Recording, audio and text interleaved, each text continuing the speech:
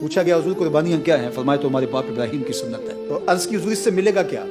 فرمایا ہر بال کے بدلے میں نیکی رکھی۔ صحابہ نے دوسرا سوال کیا حضور اون کا کیا ہے؟ یعنی جانور کے بڑے بال ہوتے ہیں، جس طرح بھینس ہے، گائے ہے، اونٹ ہے، لیکن جو بھیڑ ہے اس کے تو اتنے بال ہوتے ہیں۔ تو صحابہ کا فوراً خیال اتر گیا، انہوں نے کہا حضور اون کا کیا مسئلہ ہے؟ تو فرمایا اون کے ہر بال کے بدلے بھی نیکی رکھی گئی، اور فرمایا گیا پل صراط پر یہ تمہاری سواریاں ہیں، ہر عضو کے بدلے آتش دوزخ سے نجات عطا کر دی جائے۔ تو ان قربانیوں کو راہ خدا میں خوش دلی کے ساتھ قربان کرنے کا حکم دیا گیا۔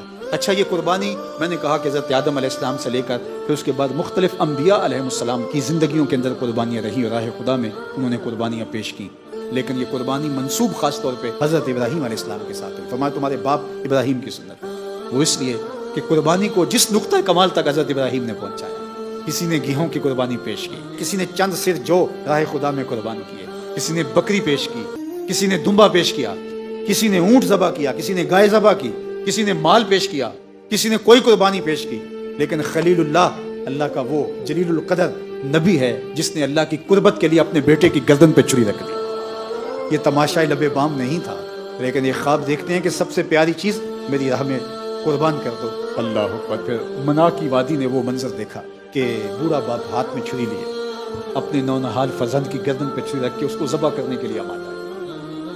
یار اگر ہمیں اتنا کہا جاتا کہ تم کرو گے مینڈا ہی ذبح، لیکن اس سے قبل اپنے بیٹے کو ایک بار لٹانا ضرور ہے، اور اس کے نازک گلے کے اوپر چھری رکھنی ہے، پھر اٹھا لینی ہے، پھر مینڈا ذبح کرنا ہے، تو مجھے بتاؤ کوئی ماں کوئی باپ مصنوعی ہی صحیح اس سے بھی گزرنا اس کے لیے محال ہوتا کہ بیٹے کو لٹایا جاتا، گردن پہ چھری رکھی جاتی، پھر کھینچ لی جاتی، اور دمبا تیار کھڑا ہوتا، اس کو پتا ہوتا کہ میں نے ذبح اس کو نہیں کرنا، ذبح اس کو کرنا ہے، پھر بھی سہانے روح تھا یہ منظر اور قیامت خیز تھا یہ منظر۔ لیکن خلیل اللہ کو تو کہا گیا تھا کہ بیٹے کو ذبح کرو، اور وہ بیٹے کو ذبح کرنے کے لیے آمادہ ہو گئے۔ اللہ اکبر۔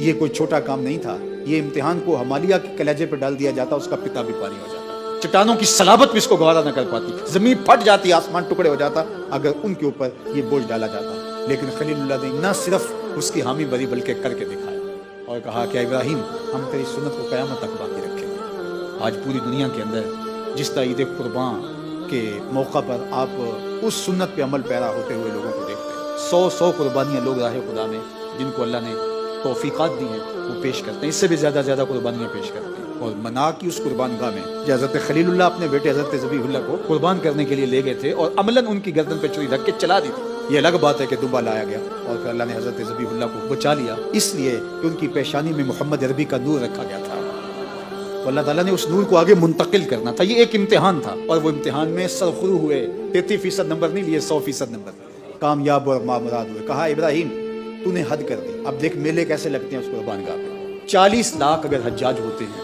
چلو کوئی ایک دیتا ہے، لیکن 5 10 بھی پیش کرتے ہیں، اور عرب شیوخ کو میں نے دیکھا ہے کہ وہ 100 قربانیاں بھی پیش کرتے ہیں۔ تو اگر 40 لاکھ حجاج ہیں تو میں بہت بھی کم لگاؤں تو 2-3 کروڑ قربانیاں تو اس قربان گاہ پہ ان 3 دنوں میں ذبح ہوتی ہیں۔ اے خلیل اللہ تو نے حد کر دی، لیکن میلے لگا دوں گا تیری گزرگاہ پہ۔ کیسا پروٹوکول دیا، کیسا اعزاز! پوری دنیا کے اوپر یہ قربانیوں کے جانور گھوم رہے ہوتے ہیں، منڈیاں سجی ہوئی ہیں، اربوں روپے کا کھربوں روپے کا کاروبار ہوتا ہے، کوئی چھریاں تیز کر رہا ہوگا قربانی کے لیے، قصاب الگ تیاری کر رہے ہوں گے، کوئی خریدنے جا رہا ہوگا، کوئی بیچنے جا رہا ہوگا، کوئی ان کو منتقل کر رہا ہوگا، کوئی چارہ سپلائی کر رہا ہوگا، کوئی دانے دے رہا ہوگا، کوئی کھالوں کی منصوبہ بندی کر رہا ہوگا، کوئی کلیکشن کر رہا ہوگا، کوئی بیچ رہا ہوگا، کوئی خرید رہا ہوگا۔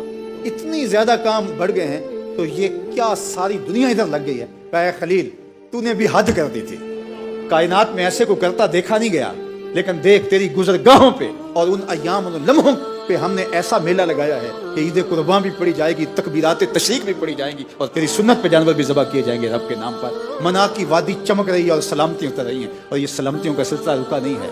اللہ اکبر۔ ہم نماز میں روز پڑھتے ہیں اللہم صلی علی محمد کما صلیت علی ابراہیم، اللہ اکبر، درود بھی پڑھا جاتا ہے ابراہیم پر ہماری نمازوں کے اندر۔